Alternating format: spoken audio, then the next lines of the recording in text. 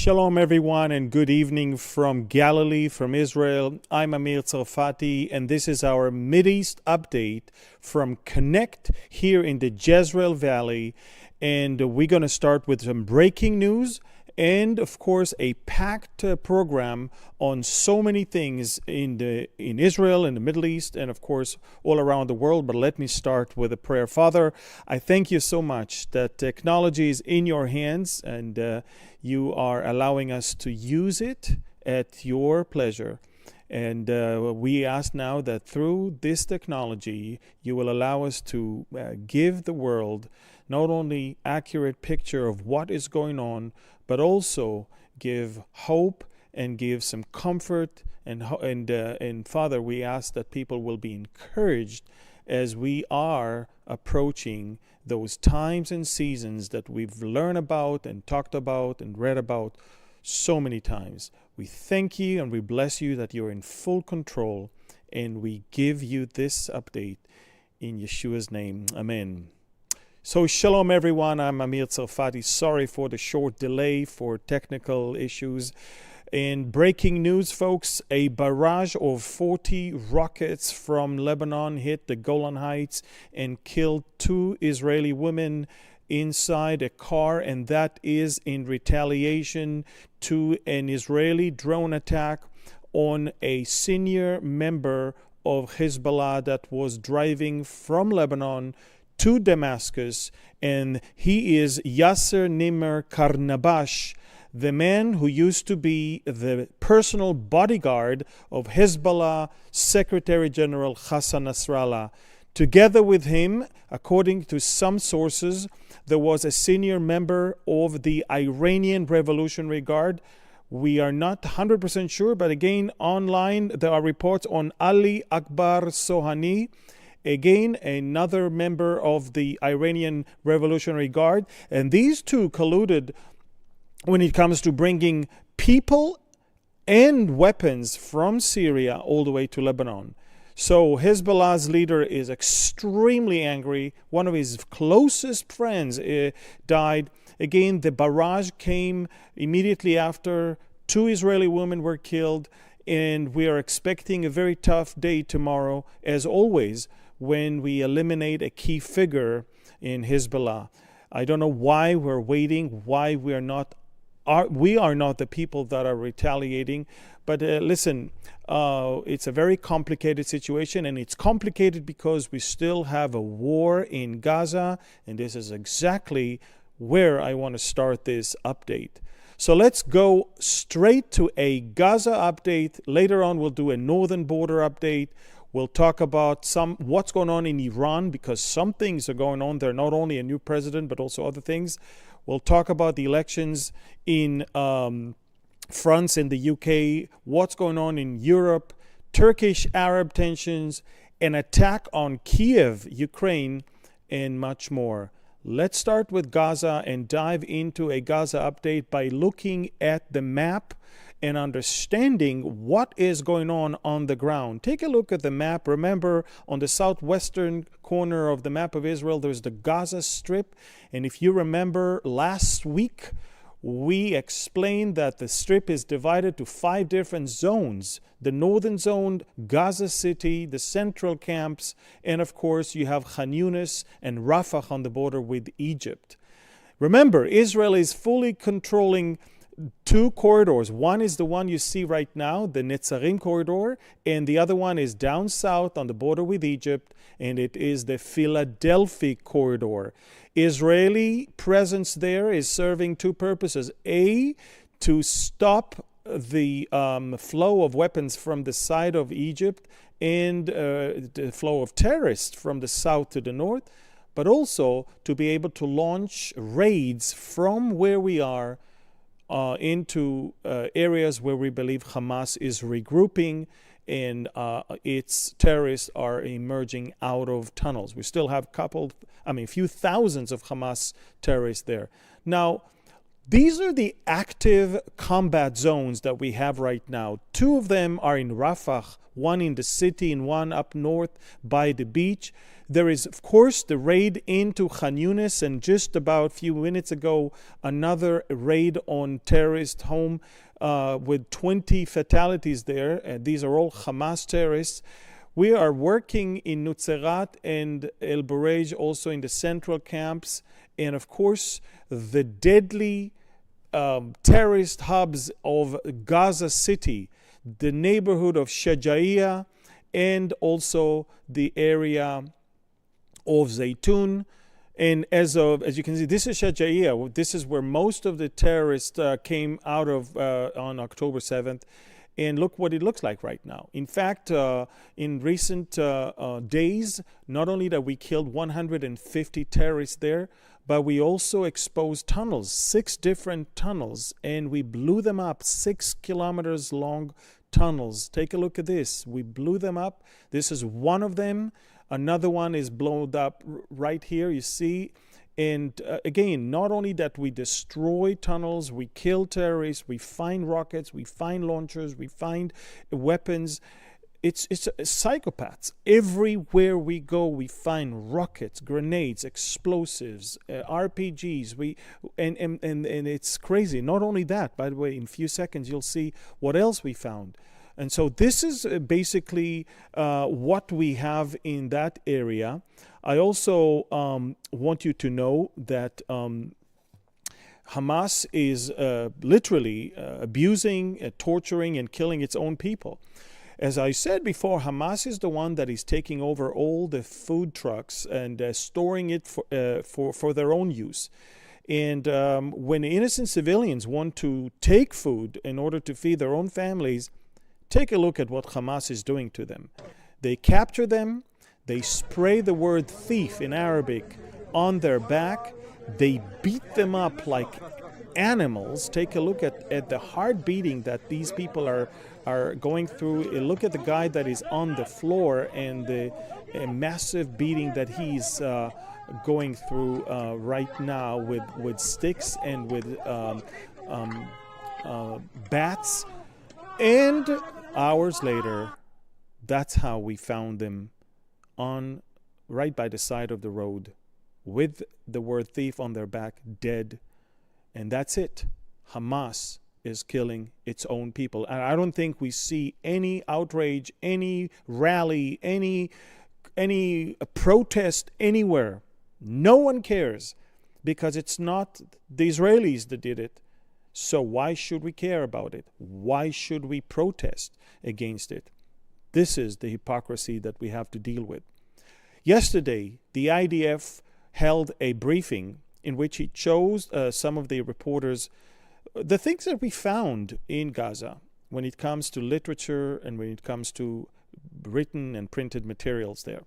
In fact, take a look at this particular thing. Now, you would think that they were training against military camps, but this is an image of a Hamas training camp in Gaza where we notice that the layout is not of a training of an Israeli military base, but it's that of an Israeli kibbutz based on intelligence gathered by, guess who? Gazan workers on a work permit. We give them work permit to come to our kibbutzim, and that's what they do.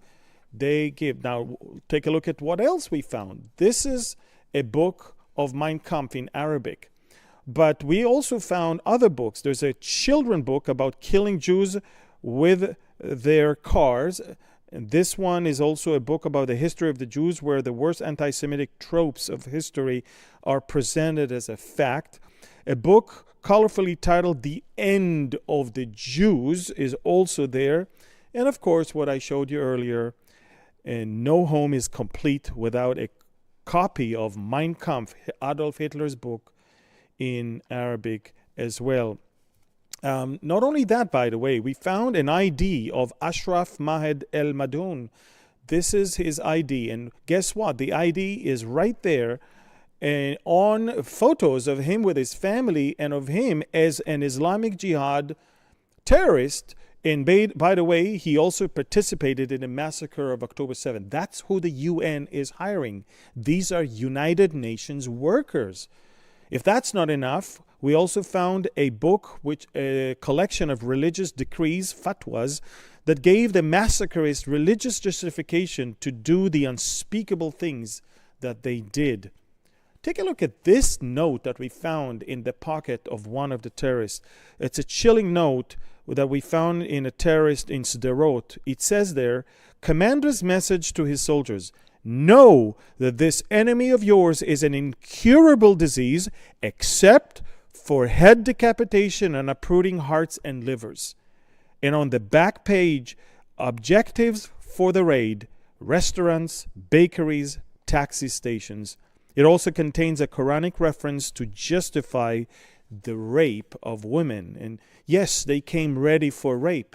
Take a look at this one, a translation guide for Hamas terrorists explaining how they say in Hebrew phrases such as women here, children here, take off your pants or take off your clothes.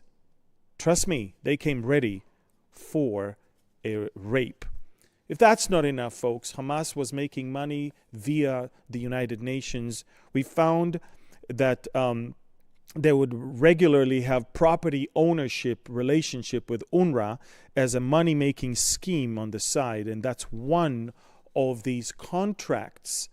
And last but not least, a sample of guides and manuals found on terrorists, including ISIS instruction on how to create a toxic gas weapon.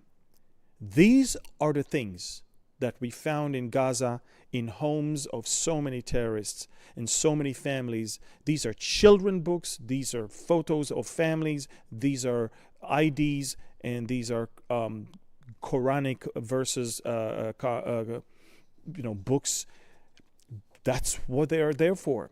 They're not there to have good life or to have their own state. They're there to kill the Jews and to take ours so we don't have a state. That's basically the story, and it is definitely a terrible thing. Now that's Gaza, and again, we're killing them, we're destroying them, we are eliminating them, and they don't like it, trust me. They are under a lot of pressure right now. That's why they are making sounds that they want a deal right now, because they understand the longer it takes, we take more land, we find more tunnels, we destroy more weapons, and we kill more terrorists. So they understand it's not going as planned. They really hope that by now this Israeli government would have fallen, and they were hoping that somehow the world would be pressing us to stop the war. They're pretty much enraged that we're still going on 9 months after October 7th. Let's go now to the northern border. Again, we started with the terrible breaking news of the death of 2 women from a direct hit of a Hezbollah rocket.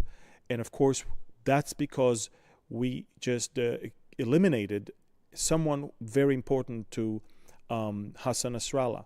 On Saturday, we eliminated also someone else. But before that, let's dive into the border map and try to show you how it looks like and where is it that we mostly eliminate those terrorist commanders. So here you go. You see along the border in the north, we're attacking. We're trying to get them in so many different places. But those 2 major active combat zones that you see are basically where we eliminate their terrorists. It's in the territory of Tyre, right by the sea, and it's in the territory of Baalbek in the Baqa Valley up north.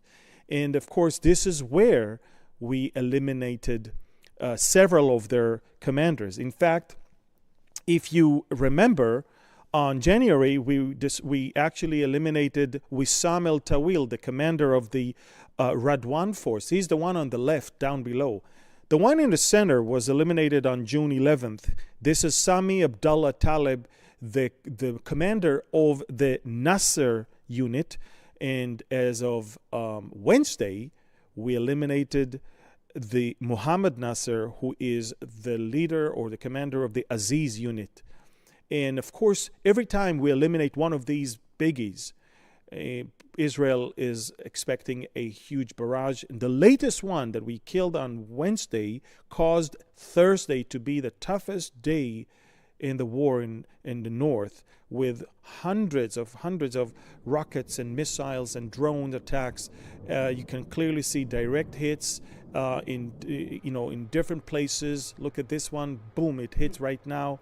These are drones, these are missiles, these are anti-tank rockets, and they cause fires in so many places, so many different locations along northern Israel. And we even acquired or obtained some photos taken by an Israeli photographer who's been serving as a soldier in the reserve unit since October 7. Look at this. I mean, northern Israel was burning last Thursday as a result of the elimination of Mohammed Nasser.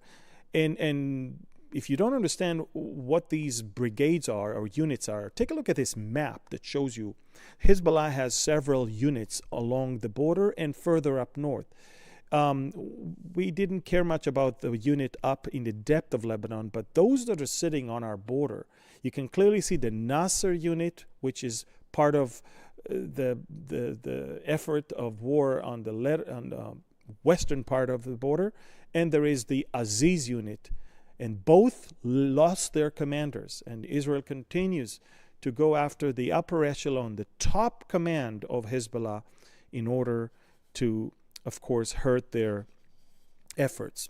And if that's not enough, Iranian ships continue to arrive in Syria and offload some weapons. And last night, Israeli jets attacked the area of Banyas, not far from Latakia's port. And we do have reports that some of the weapons that were offloaded from Iranian ships was, of course, destroyed. By the way, just so you know, we believe that Iran gave a directive to its proxies to start a new front from Syria. They understand that they're losing Gaza. They want to keep Israel busy not only with Hezbollah, but also from the east, from Syria. And all of that is, of course, to cover up for what they are doing. What is it that they're doing? Let's move to Iran. There's a new president, President Masoud Pezeshkian. Masoud Pezeshkian. He's known to be from the reformist line. You're probably asking yourself, what do you mean reformist? Well, among the Iranian regime, and by the way, when I talk about Iran, I don't talk about the Iranian people. We love them. They hate their regime. Most of them don't agree. Most of them love Israel. But the Islamic regime of Iran is diabolic, demonic, satanic.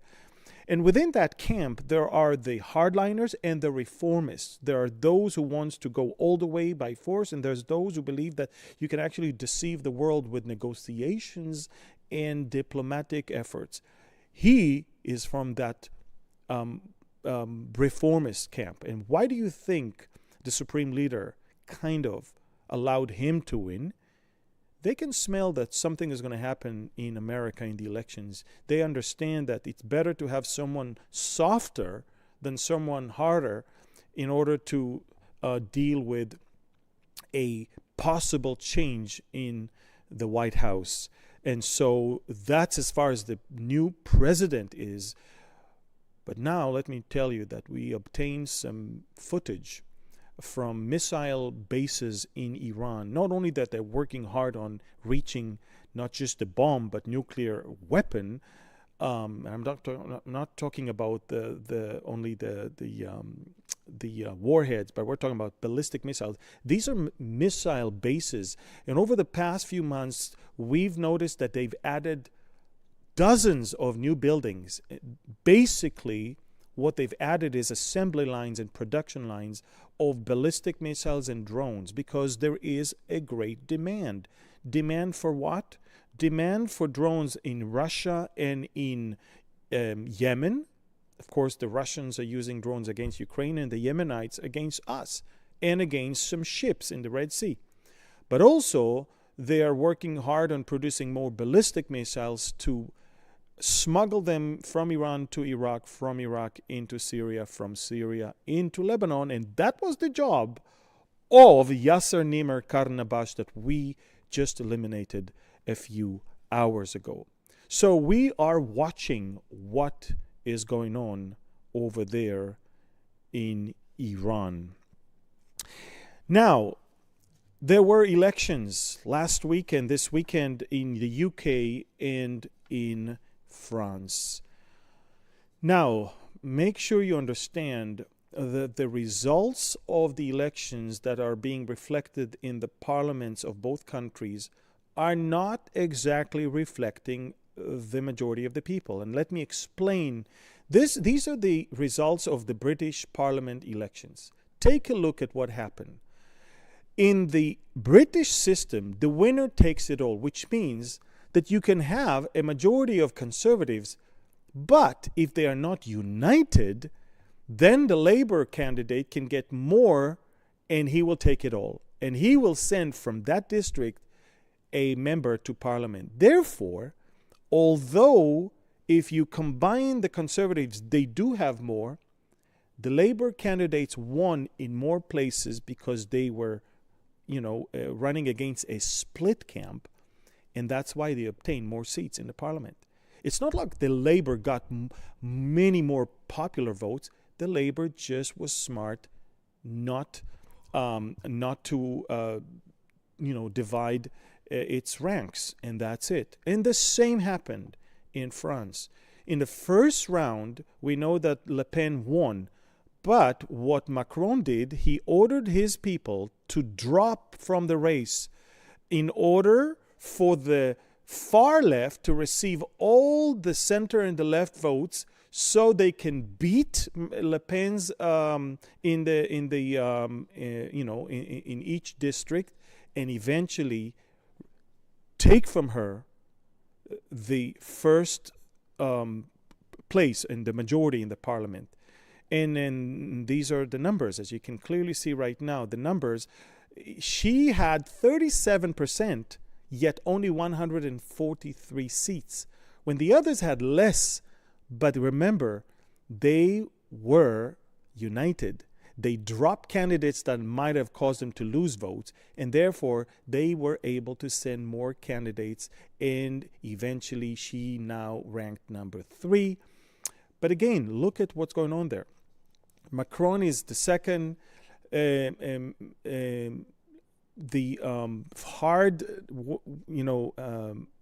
hard wing of the far left, Mélenchon, he got the first. And this is a coalition of lunatics who wants to literally, I just read, Mélenchon wants to raise taxes of the rich people to 90%.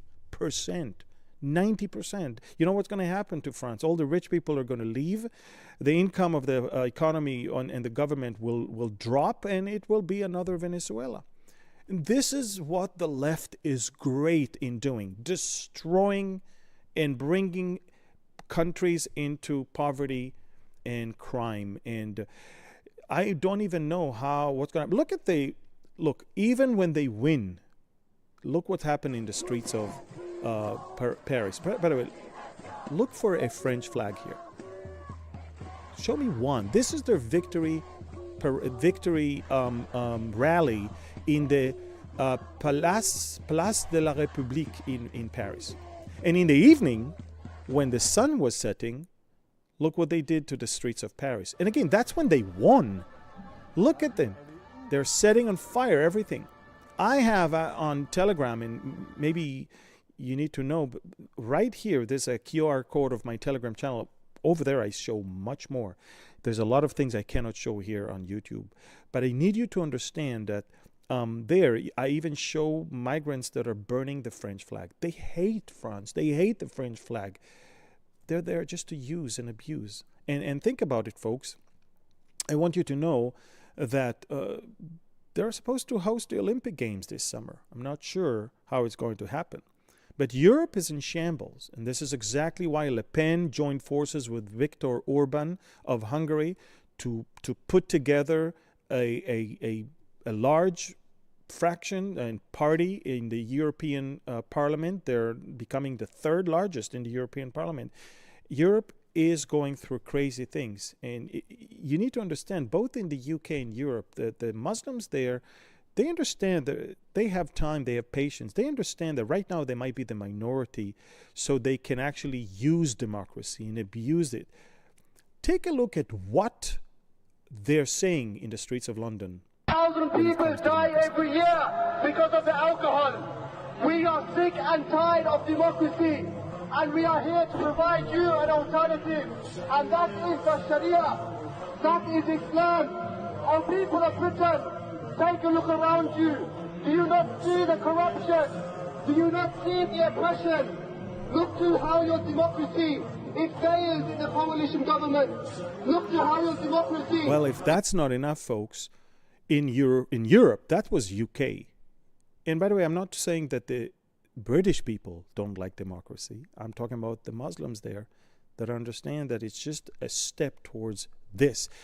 But take a look at what European imams are preaching when it comes to democracy. Look at their style of democracy. Take a look at this one. By people. The government by people. That the legislators are human beings, not the creator of human beings. That is democracy. So if you mean by democracy that you come up with your own law and then you punish people according to this own law, if you call this democracy, then Islam outright rejects that. Because this kind of democracy entails injustice to human beings. You don't know what is suitable for them. Allah knows. Allah knows. So if you're going to contradict and oppose the revelation of Allah, then we say no democracy. There you go. If you come against the revelation of Allah, then we say no democracy. So they're using democracy to have freedom of speech, to bring whatever they brought from their original countries, and to eventually take democracy from democracy-loving countries and bring about their own thing. This is what Europe is dealing with. And let me tell you this, folks. I personally believe that the Antichrist is going to rise from Europe. And I believe that it's not going to be a Muslim. I think that what's going on with the Muslims is going to take the Europeans to the streets eventually to look for a deliverer, for some leader that will bring an end to what this phenomena is going to do to Europe. So what we're seeing now is the catalyst eventually to the rise of the Antichrist, which should, by the way, not surprise any of us, but also maybe even encourage us, because he cannot show his true face. He cannot emerge before we're out of here. Remember, last week I told you about Turkish-Arab tensions following the rape of a 5-year-old Turkish girl by a Syrian refugee in Turkey. Of course, that brought up, that surfaced, the hatred that for many, many years Turks have towards Arabs. They feel like the Arabs are inferior to them. They may be Muslims, but when it comes to the tribal affiliation, the Turkmens believe that they're superior, just like the Persians believe that they're superior to the Arabs. And so they believe that the rape and the violence and all of that thing comes from those refugees that come from Arab places and from Syria, and they want them out. And take a look at the streets in some Turkish cities right now when they identify a group of Syrian people, family or people inside a vehicle. Look what they did to them, to Syrians that they identified in the streets of Turkish towns. Take a look. They're just hitting them. In some cases, they brutally injured many of them. And in response, the Syrians are now angry with the Turks, and in northern Syria, where there are Turkish bases, look what they do to them. They take down the Turkish flags, and by the way, they step on them, they burn them later on. They're super angry with the Turks. So here you have Muslims, Sunnis, and yet they hate each other because now it's not about the religious affiliation, it's the tribal affiliation. And they can clearly see that there is a difference between the two. Yesterday, a deadly missile attack from Russia on Kiev and other towns in Ukraine. Take a look at what happened in Kiev in broad daylight. Take a look at this one.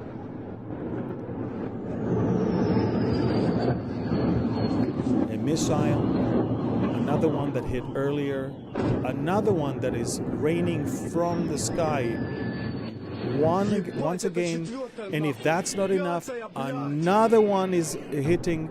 And let me make it very clear, Russia, just so you understand, Russia launched 38 cruise missiles. The Ukrainian air defense system managed to shoot down 30 of them, but 8 hit. And in one case at least, if not more, it hit hospitals. One of the hospitals was Children's Hospital. 41 Ukrainians died, of which there were children and nurses, and they're still taking people out of the rubble there. And we're talking about a war crime. Okay, it's funny how the Russians are lecturing us about what we do in Gaza against terrorists and population that is covering up on terrorists that are under the ground holding hostages after they massacred 1,200 Israelis and they took 250 hostages. What happened in Kiev? What happened to the pediatric hospital over there? They did nothing to the Russians. And trust me, no one is holding Russia responsible, accountable. There are no marches in the streets of Russia, of Europe, marches in the streets of European capitals in America. No, it's not happening. Why? Because of the hypocrisy of our world. You know, I want you to know that you are in some countries, either in Australia or South Africa or in Europe or in America, and you see the mob, and you see the mob is chanting things against Israel. Let me conclude with this. Who you are identifying and standing with is far more important than who the mob is standing for. God has judged Israel for its sins. But God is, and will always judge the enemies of Israel for their hatred of his people. Don't ever let the spiritual state of the people of Israel serve as an excuse to hate them and come against them. The Bible says in Zechariah 2:8, "For this is what the Lord Almighty says, after the glorious one has sent me against the nations that have plundered you. For whoever touches you touches the apple of his eye." That's what Zechariah said about God and how he looks at Israel. The Lord allowed the Babylonian conquest and the captivity of his people. But guess what? He then judged the Babylonians for what they did. In Jeremiah 51, he says, "And I will repay Babylon and all the inhabitants of Chaldea for all the evil that they have done in Zion in your sight, says the Lord. And as Babylon has caused the slain of Israel to fall, so at Babylon the slain of the earth, all the earth, shall fall." Jeremiah 51. So coming against Israel and blaming Israel for doing this and for doing that, or for not being, followers of the Lord and all of that, guys, this is not the issue. Israel was brought back to the land by a godly decree. He's the one who brought us back. He has a plan for the Jewish people. Eventually, they're all going to get saved. You have to understand that coming against Israel is coming against the God of Israel. And who cares what the mob is saying? It matters what you are saying. And I'm so amazed at the hundreds of photos that are being sent to us of churches and families and Bible groups standing firm with Israeli flags, praying for the nation of Israel, praying for the people, for the peace of Jerusalem, for the hostages and their families and their soldiers. That's what you need to do. This is the right side where you need to stand. And do not let the mob, look who is on their side. Look at the demonic, deranged people that are on that camp. Do not belong to them. Neither if you're, I don't know if you're a liberal or if you're a far right conservative, who cares? Don't fall into that trap of anti-Semitism, which is flooding Europe and flooding America, online, on social media, in the street. Don't take part of it. God is watching. Be on the right side. This is it, folks. I want to conclude today with the Aaronic blessing, and this time you're going to see the blessing even on the screen. יברכך אדוני וישמרך, יאר אדוני פניו אליך ויחונקה, יישא אדוני פניו אליך וישם לך שלום.